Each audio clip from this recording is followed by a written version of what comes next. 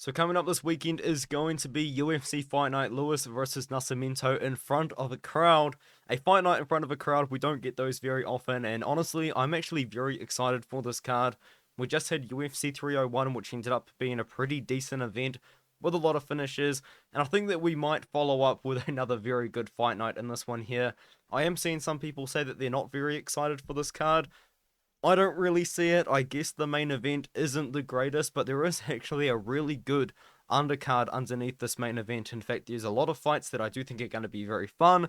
There's a lot of fights that have a very, very high finishing potential as well. So I think that is going to end up being quite a fun event, and there will probably be a lot of finishes on the card. Before we do get into that though, of course I do want to talk about the $10 per month premium membership you can get with We Want Picks, which does come with content from me as well. I write an article every single week detailing the regional scene as well as PFL and Bellator if it's on, with just analysis on an article, but you don't just get that from me, of course. You do get Angelo and Jacob's bets from the We Want Picks channel, as well as a lot of tools that help you make your own bets, plus premium access to the Discord, which is free to join, and I do recommend you joining that Discord if you do just want to talk MMA with a bunch of other like-minded people. And a lot of those like-minded people, when I say that, like one or two people in that Discord, are saying that this is going to be a pretty easy card to predict, and honestly, I disagree. I actually think this is actually a pretty difficult card to predict, and there's not really anyone on this card which I have super high confidence in, but of course we will be getting into it. Now, JJ Aldrich versus Veronica Hardy is going to be kicking off the card, and I feel like no matter which side I go, I'm going to get this fight incorrect. I'm not the greatest at predicting women's MMA, and Veronica Hardy has come back from, I guess, like concussion problems, and then just embarrassed Juliana Miller, and then after that she just beat Jamie Lynn Horth, which was actually a very, very good win, as I do think that Jamie Lynn Horth is a pretty decent fighter, and now she's going to be taking on JJ Aldrich, who a lot of people aren't super high on, but she is a very experienced fighter in the UFC. She's been in the UFC for a long time. I almost want to say like 6 years she's been in the promotion, and she does beat a lot of girls that are at the bottom of the weight class, but she does lose to the girls that are at the top.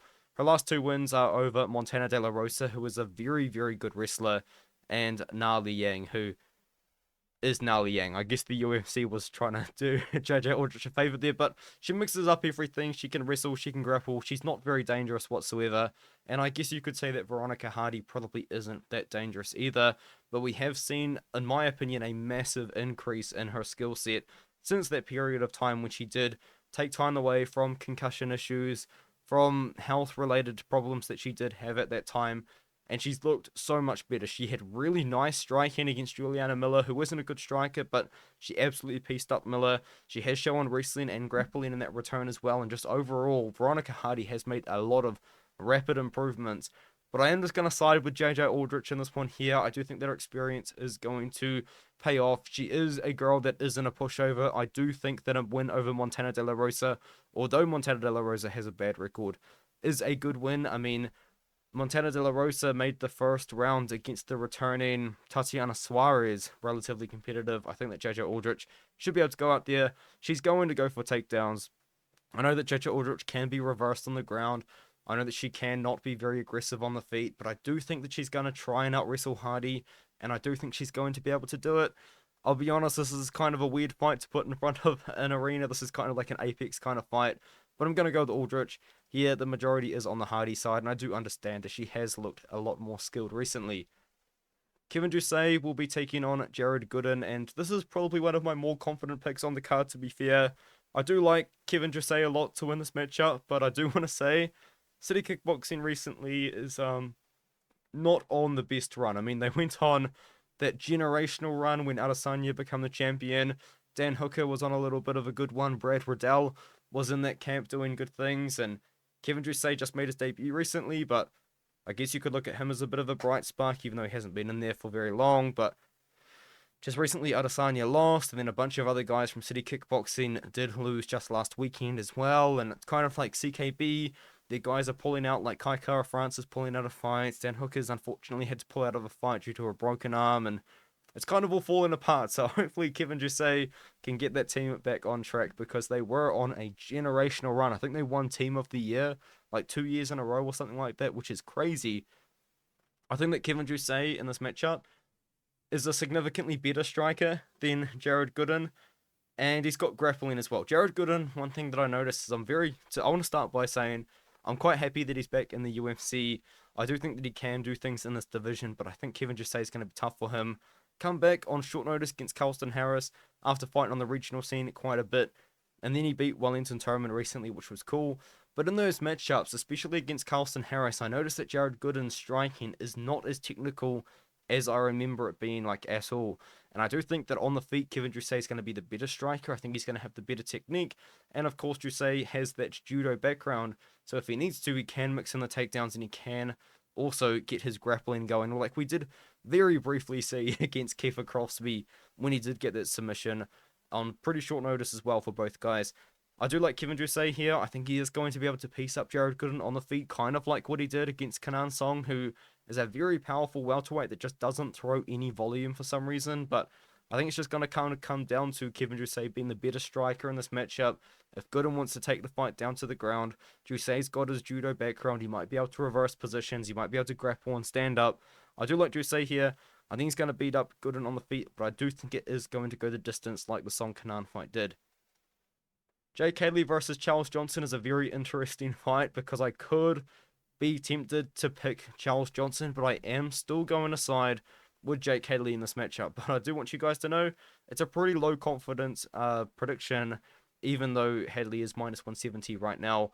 Charles Johnson, of course, is on that win against Azat Maksum, and pretty much what happened was Johnson's takedown defense is really good. I know if you look at the percentages, his percentage of takedown defense is really, really poor. He's been getting taken down a lot, but he just gets right back up every single time. And against Maksum, he kept it on the feet and was just the better striker in the matchup. He's a Tiger Muay Thai guy. He won the Tiger Muay Thai scholarship a few years ago, so that kind of tells you how good his striking is. I believe he's a purple belt in BJJ, but I could be wrong. He's got a background kind of everywhere. He's a very good fighter. I know he went on that 3-fight losing streak, but a lot of people thought he could have beaten Odie Osborne. And then, Esteban and Durden just kind of did expose some wrestling holes. But I do still maintain that Charles Johnson's takedown defense is very good, and that a Azat Maksum fight did prove that. Jake Hadley is a grappler that has recently found some very nice boxing. He did just TKO Malcolm Gordon, which is Malcolm Gordon, but I thought his hands looked nice in that one, even though it did last, I think, less than a minute. Beat Carlos Candelario, who, probably wasn't UFC level. He did lose on the Contender Series and then just lost a bunch in the UFC, but that fight against Alan Nascimento, it's a tough debut. Nascimento's a top 15 guy and is massive for 125, and he just lost to Cody Durden, who did beat Johnson and is a very good wrestler. I think in this one, it's going to be Hadley on the offense with the wrestling. I think on the feet, he can hang with Johnson, but I do think Johnson's going to have too many tools on the feet to make it a fight which Hadley is going to want to strike with him for 15 minutes. Johnson, of course, has good kicks. He's got good hands. He's a great striker like we have seen in the UFC in the past. But I do like Hadley's grappling. Hadley is known to be a very good grappler, and although he has had performances, in my opinion, where that grappling hasn't really shone, where it hasn't really looked that great, that is what his base is, and I do think he is the better grappler than Charles Johnson. So I think if he does go out there and use that wrestling and grappling, I do think he can out-wrestle and out-grapple Charles Johnson, even though Johnson's takedown defense itself isn't really the best, but his ability to get back up and defend takedowns just in general, if that makes any sense whatsoever, is quite good. I think that Hadley will be able to just kind of mix up the boxing and the wrestling and get it done in this fight here. Hadley by decision is my prediction. But now we can move on to a fight which I don't think is going to go the distance. It is Trey Waters taking on Billy Goff, and I do have to pick Trey Waters in the fight here. I do like Billy Goff quite a lot. I think he's a very fun fighter. I have been a fan of his even before he was announced to be on the Contender Series, because I noticed that he become a double champion in a CES MMA. To my understanding, he won this fight against Gary Boletto to become the CES MMA welterweight champion, and then on short notice went out there and took on Justin Sumpter and won that matchup on short notice. And he took damage in that fight, but he was able to wrestle, got the fight down, TKO'd him on the ground. And Justin Sumpter, I believe, has been on the Contender Series in the past for 185, so that's a good win. Of course, he's now come into the UFC after beating Szymon Petruski, but not without getting dropped within the first 20 seconds of the fight with a head kick. But he come back. Szymon somehow gassed out after 2 minutes, and Billy Goff was able to keep going. And then he beat Yusaku Kinoshita by just exposing Kinoshita's really, really poor striking defense. Trey Waters, I don't think is really like that. He's a very, very long guy for the division. He's 6'5" with a 77-inch reach, and he does use it quite well, and he used it incredibly well in his short notice UFC debut when he did go out there and exposed Josh Quinlan for being one-dimensional, and not just one-dimensional in the striking, be one-dimensional with the punch. PED using Josh Quinlan can only throw a left hook, and that's it. He can't throw anything else. And we learned that, thankfully, due to Trey Waters. So, Trey Waters, I do think in this matchup, he's going to have to use that length, and I think he's going to have to defend takedowns here. I know that Billy Goff, a lot of people love him because he's a brawling striker, but I think that Billy Goff's best path to victory to actually win this matchup is to use that wrestling, because one thing you have noticed about Billy Goff, if you do watch his fights, he does get hit, and he does get hit a lot. He was getting hit by Yusaku Kinoshita, who was a very good striker still, in my opinion. He got dropped by Smitrisky. Justin Sumpter was giving him problems on the feet and did hurt him in that matchup. But we have seen in the past Billy Goff be a pretty decent offensive wrestler. And I do believe that if he wants to win this matchup against Trey Waters, the easiest way for him to do that would be to mix in the wrestling instead of just trying to outstrike Trey Waters on the feet. Trey Waters is a guy that does have a lot of very good wins on his record. His wins against Benjamin Bennett, I believe, is going to age incredibly well. Benjamin Bennett's a former amateur world champion, now was 5-1 after taking that loss to Waters. He beat Jalen Fuller, and Jalen Fuller in that fight actually dropped Trey Waters, but Trey Waters come back, and then weeks after that, he fought Quinlan. I think the length is going to be an issue for Goff because he is a short and stockier guy, but I guess you could say that could be an advantage for him because he's a shorter guy. He is going to be able to get to Trey Waters' hips a lot easier because this guy is 6'5". This guy is so tall and so long for the division. His takedown defense isn't the best. I mean, he did pull guillotine against Gabriel Bonfim, which Bonfim very, very craftfully turned it into a Von Flue choke. And although Bonfim did lose his last fight to Delby, Bonfim at one point, and probably still is, was regarded as one of the best welterweight prospects we've got right now. And to be fair, I know he lost it pretty early in the first. He took that fight on short notice, and I don't think there's much shame in that. I'm going to go with Waters. I do think that Waters is going to be able to finish Goff. I do like Goff a lot. I think he's a pretty fun fighter. He seems to be a pretty nice guy, but as I say, he just doesn't really have that good defense, and I do think Trey Waters is going to be able to pick him apart and eventually land something big. So give me Trey Waters. I do think Trey Waters is going to land something on Goff, who does have pretty poor striking defense. Tabitha Ricci will be fighting Tecia Torres now at women's strawweight.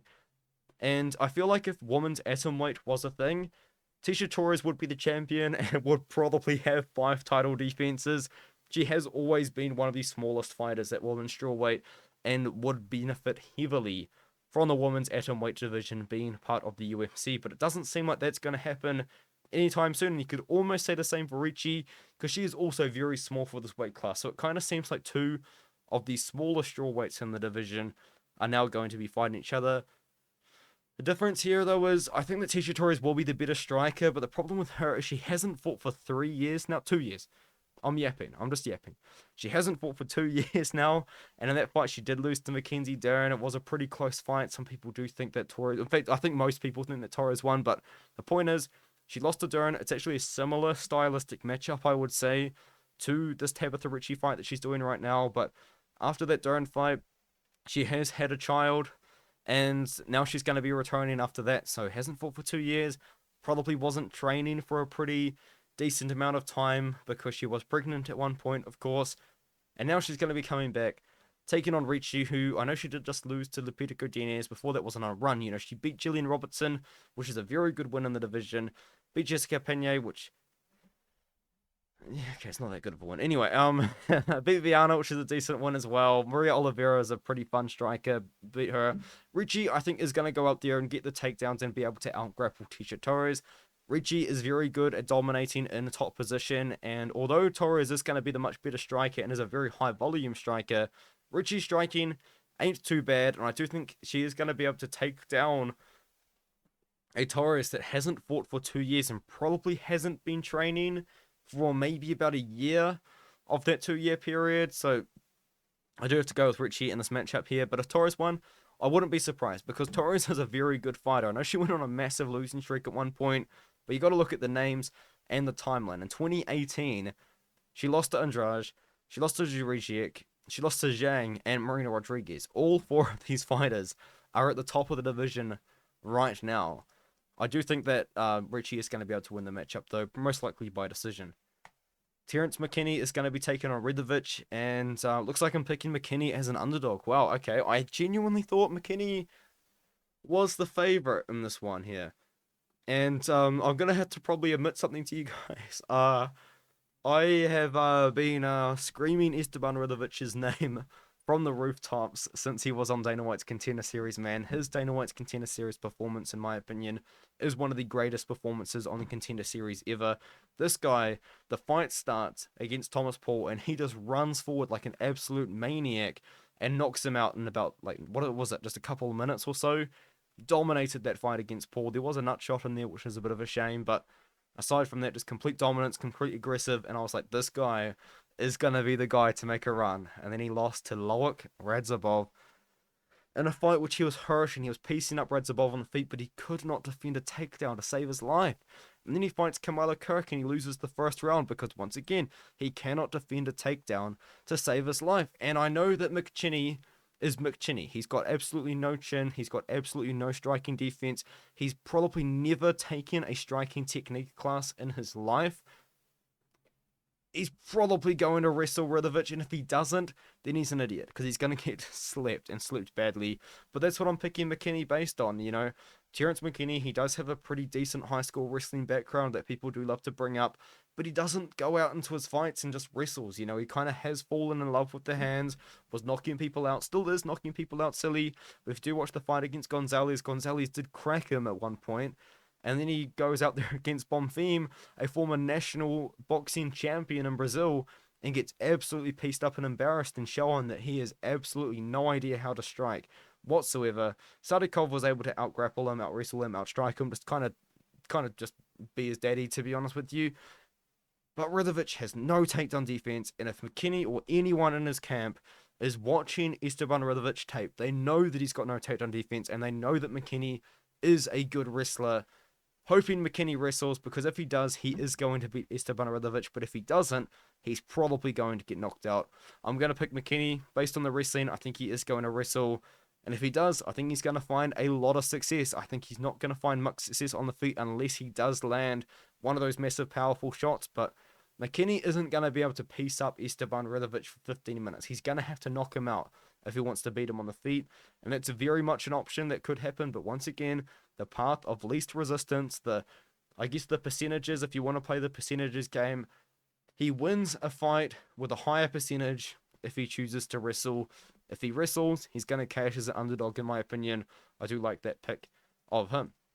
Chase Hooper's going to be taking on Viacheslav Borchev, and this is kind of like the opposite. I'm actually going to pick the guy that doesn't know how to defend a takedown in a matchup where he is going to have to defend a takedown, because we know Chase Hooper does not want this fight on the feet. Chase Hooper probably is the worst striker at lightweight, and we have seen that over and over and over again, why that is the case. But Borchev, he's got no defense, and on the ground he cannot defend a takedown to save his life. But Viacheslav Borchev, he is a guy that I am pretty high on. I do think that he can make a little bit of a run at lightweight if he gets the right matchups, because this guy's a good striker, man. This guy has, according to him in an interview, had hundreds of amateur kickboxing fights, was a national Russian kickboxing champion as well, and just overall is a very experienced striker, and you do see that in his fights, because he is an incredible striker at this weight class, but he just can't defend takedowns. I mean, he had Mike Davis winning a matchup by just shooting takedowns over and over and over again. He made Mark Diakase look like Khabib Nurmagomedov. He just can't defend takedowns to save his life. He beat Mahashati, but Mahashati is a striker. Good matchup for him. Close fight with Nazim. I think it was pretty controversial, you know, with the point deduction and all this and that. But, or maybe no, there wasn't a point deduction. There's a 10-8 in there. But the point is, I'm waffling. All right, guys. I had an exam on Friday. I have an assignment due. Anyway, Chase Hooper, he cannot strike, but he's going to try and grapple. He's going to try and use that size advantage. But I don't think that Chase Hooper's wrestling offense is that great. And I think that Borchev just going to absolutely rip him a new one on the feet. So I like Borchev. I like Borchev by KO. We've seen Chase Hooper, what happens to Chase Hooper if you crack him early. And in the first 30 seconds, if Borchev cracks Hooper, Hooper's going to have absolutely no idea what to do and how to deal with that. We have seen that against Steve Garcia, where Garcia probably took years off his life, to be honest with you. After that, he did beat Nick Fiore. I picked Fiore in that matchup, by the way. That's so embarrassing. And then he beat Levitt. But how? Anyway, the point is, Borchev. I think Borchev's going to knock him out. But if he doesn't, Chase Hooper's probably going to find an easy submission. And now we've got Waldo Cortes-Acosta taking on Robelis Despaigne. And this is, once again, going to be a bit of a test for Robelis Despaigne. I don't know why I say once again, because Josh Parisian was never a test for Despaigne. If you watch that fight, I find it so funny in hindsight to watch Josh Parisian run forward with his eyes closed, throwing strikes like this. What did he expect was going to happen? If you did that to Justin Tafa, you would get KO'd. If you did that to Waldo Cortes-Acosta, you would get KO'd. If you do that against a bronze medalist in Taekwondo at the Olympics, who has a combined fight time prior to the UFC of less than a minute in his last 3 fights, you are going to get knocked out.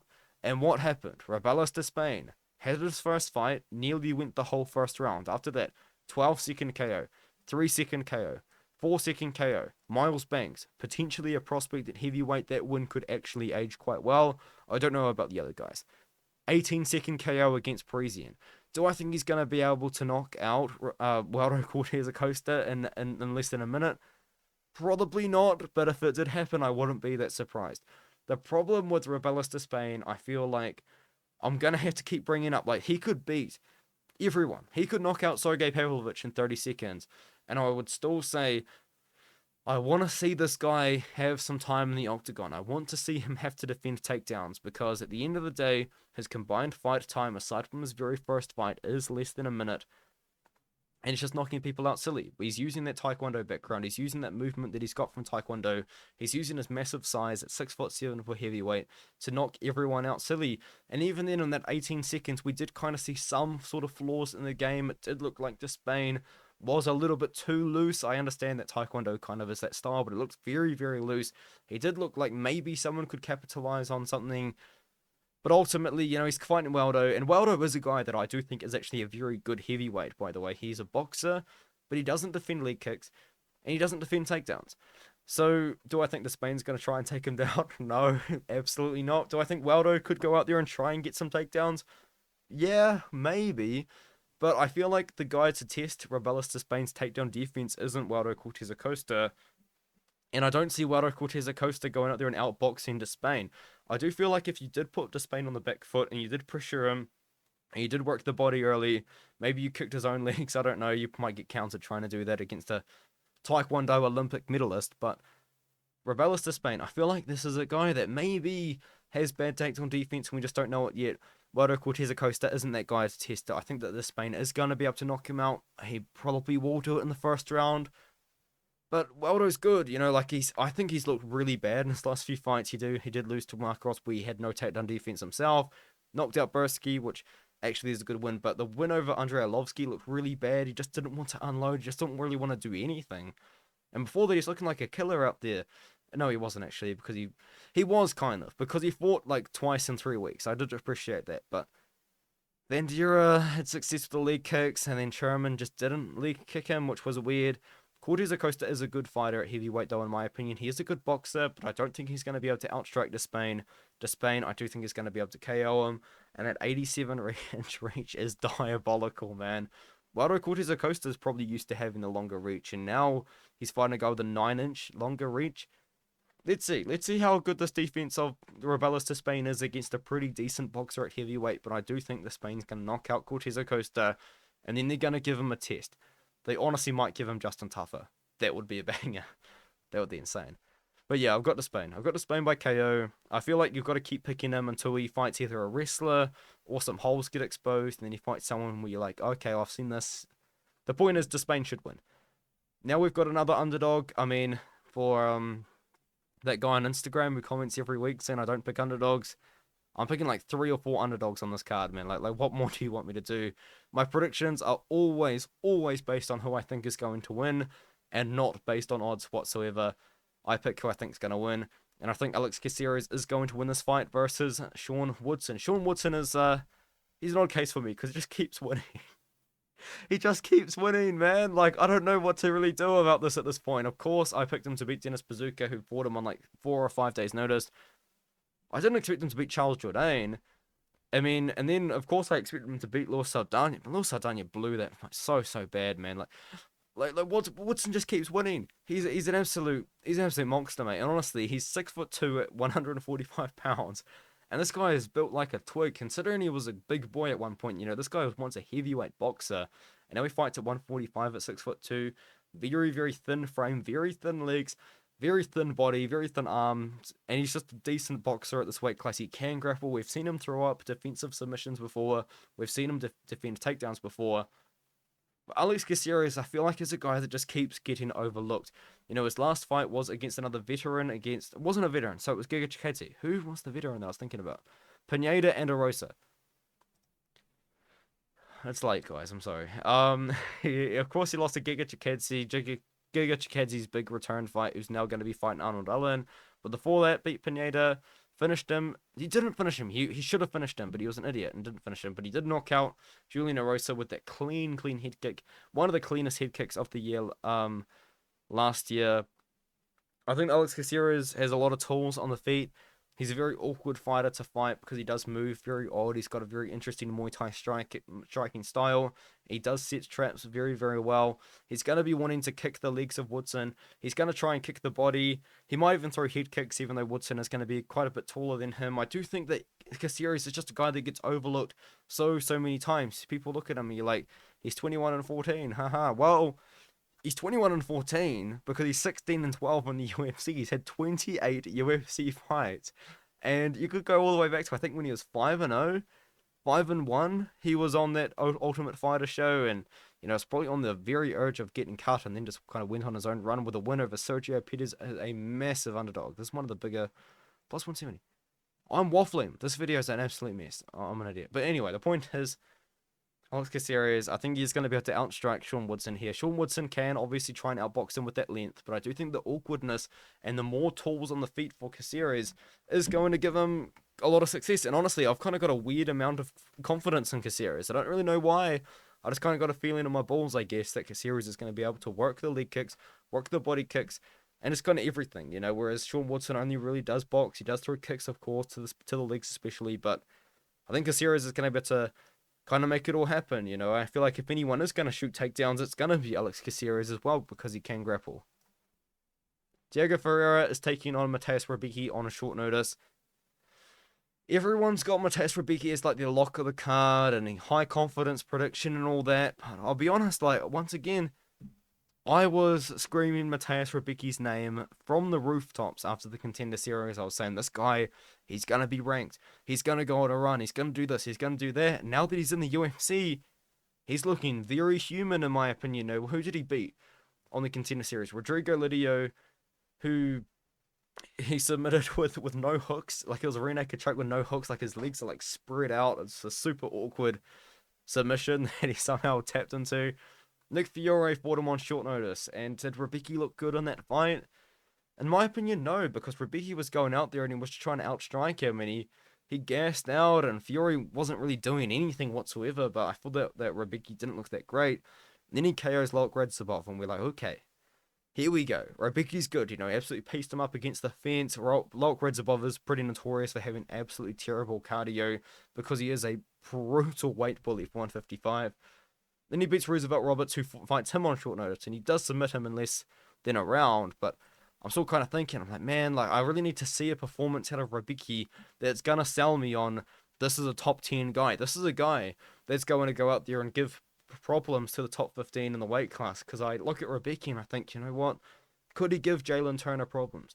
Could he give Renato Moicano problems? At the moment, I'm kind of sitting here and thinking no, but thankfully for him, he's not fighting Jalen Turner, Renato Moicano, or Dan Hooker.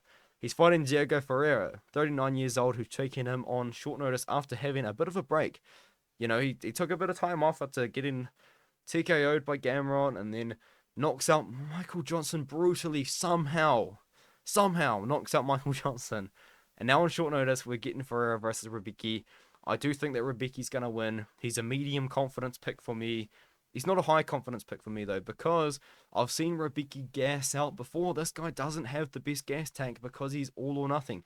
He runs forward with not the most technical striking, and he's bombing away with his overhands, and he's shooting for takedowns, but then it comes round 2 and 3. You saw him against Nick Fiore. This guy was gassed. This guy was, he was super gassed. He was more gassed than me after a cardio kickboxing class, you know what I mean? Like, he was gassed.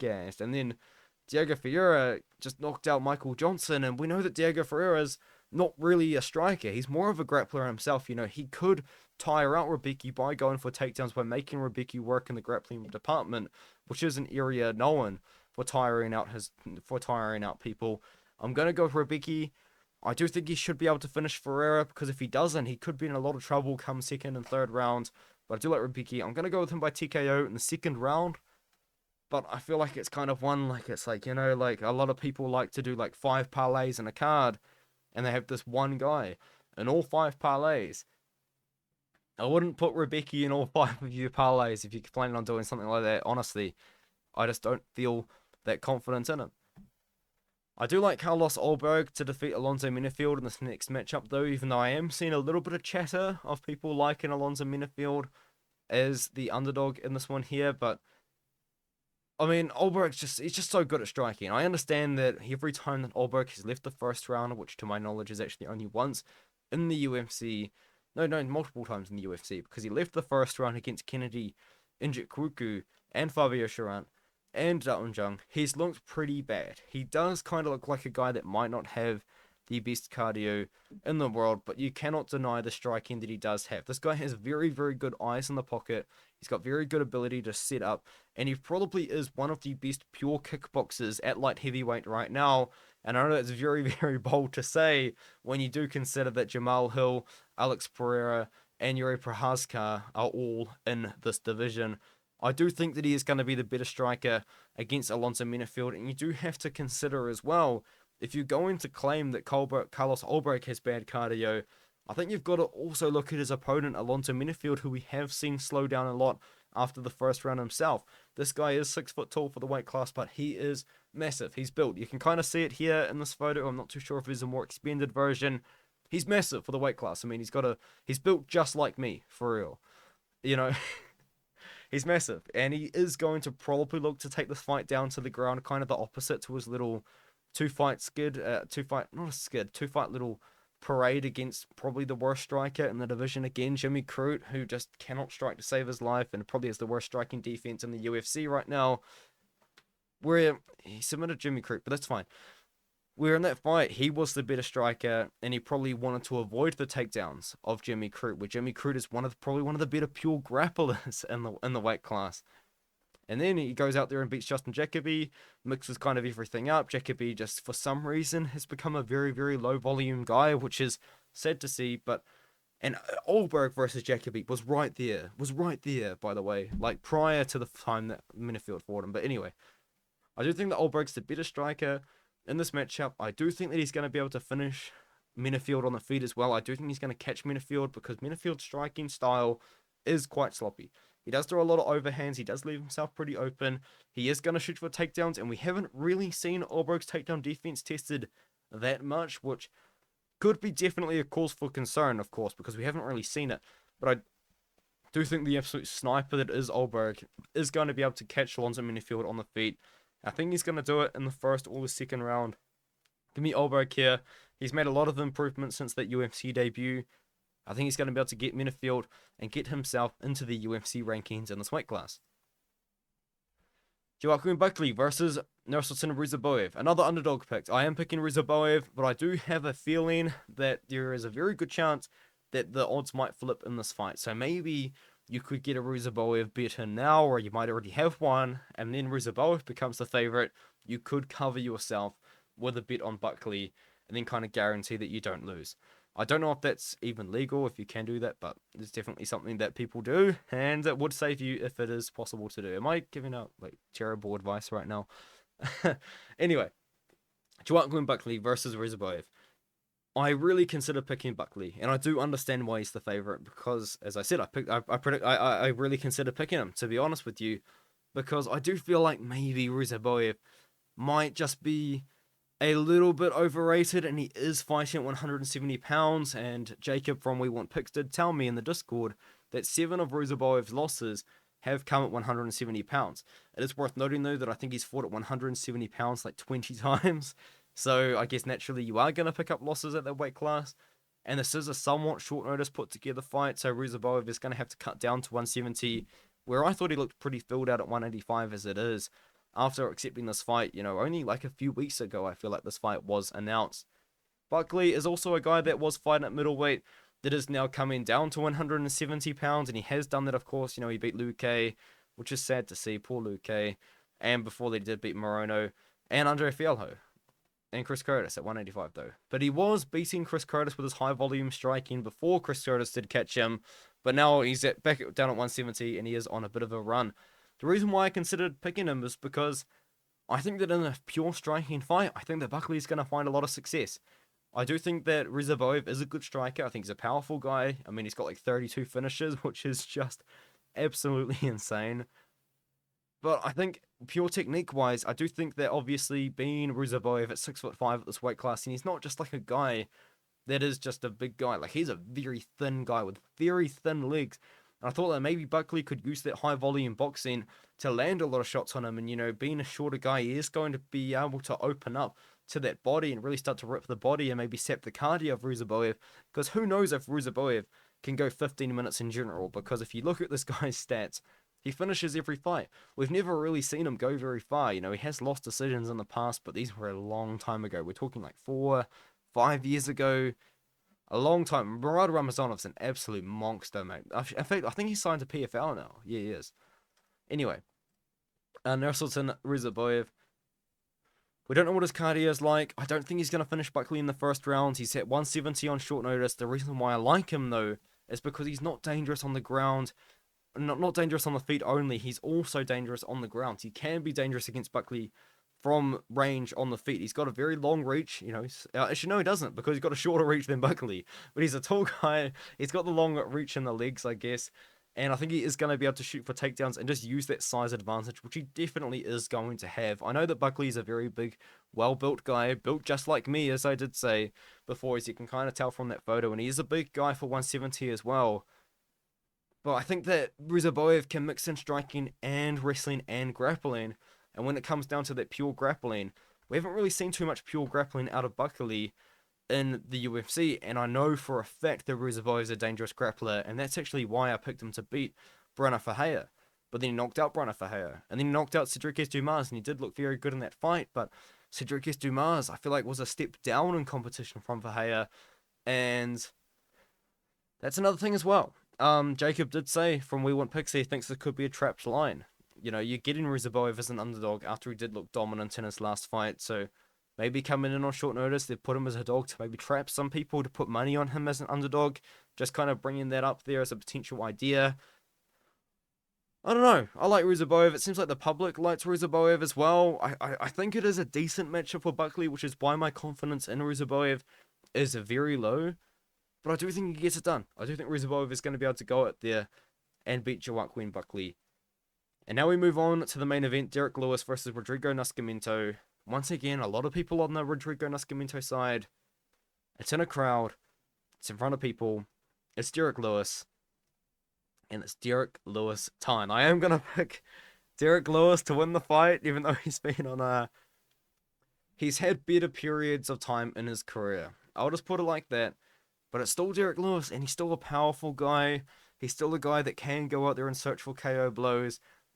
And Nascimento can wrestle, but at the end of the day, he is just another one of these fat heavyweights. He's not a guy that's built like Cyril Gane or Robelis Despaigne. He's a Josh Parisian, but Brazilian and better at literally everything at the end of the day, really. And I know Derrick Lewis is a pretty big boy as well, and every time someone sees him running and exercising, like, oh, Derrick Lewis, he's losing weight, he's going to be so-and-so. At the end of the day, he's still one of the hardest hitters in the weight class, and I do think if he does land on Nascimento, he's going to knock him out. And I do think he is going to land on Rodrigo Nascimento, to be honest with you.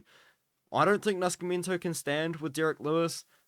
And I think he's going to struggle to take him down. You know, Derrick Lewis's takedown defense is good. His grappling defense is good. We just saw Jailton Almeida not be able to finish Derrick Lewis. I know he got dominated in that fight, and Almeida had bundles and bundles of success in the wrestling and the grappling, but Almeida is one of the best heavyweights on the planet right now, even though he did lose to Curtis Blades. And Almeida's grappling, you know, kind of didn't look like it was able to finish the top of the top.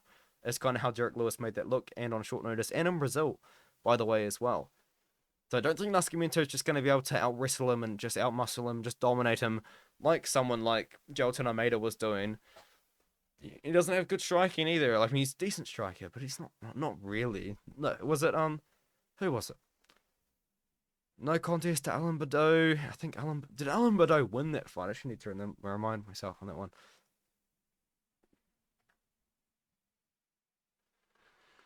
Nascimento won.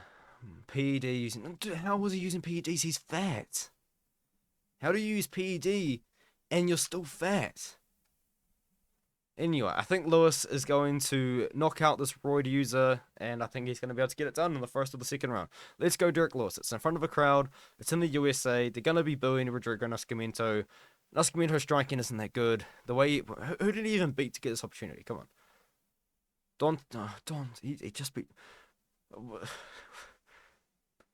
Close fights against Tanner Boza, which a lot of people think Boza won. A fight against Ali Latifi, that was close. Come on, man. Then Dante Almeida, like, let's get real. What is this conversation even? Derrick Lewis is going to knock this fraud out. And if he does lose, it is... Oh, man, no, he's going to lose now. I'm going to look like a right idiot. Rodrigo Nascimento has to wrestle Derrick Lewis. If he can do it, he's probably going to beat Derrick, because Derrick isn't a guy with the best cardio, but he's going to be powerful for all 5 rounds. Derrick Lewis is going to knock him out. That's the end of the video. What a mess that was.